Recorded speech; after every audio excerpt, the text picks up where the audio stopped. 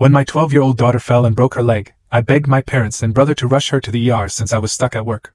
Instead, they refused, saying I was overreacting, and left her crying in pain for hours, until I came home to a sight I will never forget. They said, "We don't have time."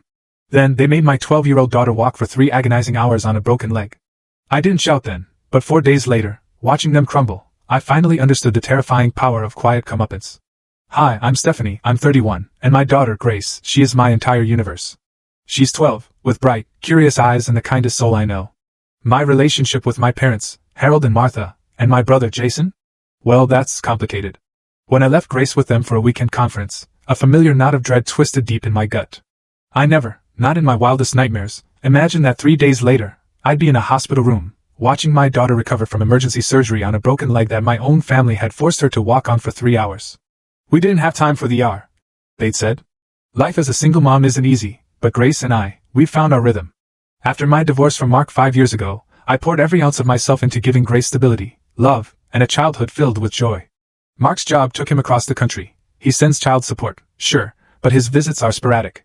Grace understands, she's always been mature, but I've worked double time to fill that gap, to be both mom and dad. My own parents? Our relationship was always strained. Harold and Martha Wilson live on this beautiful lakeside property, about 2 hours from our apartment in the city. It's picturesque, a wooden cabin, a private dock, forest trails, the kind of place Grace absolutely adores. But beneath that Norman Rockwell exterior lay a colder, harsher reality.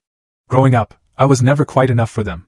My father, a retired surgeon, demanded perfection. My mother, a former school principal, scrutinized every single decision I made. Their criticism was relentless. My straight A's? Too easy. My appearance? Too casual. My career choice, teaching instead of medicine? A waste. Even now, at 31, with a master's degree and a stable job as a high school English teacher, I still feel 16 and utterly inadequate around them. Then there's my brother Jason.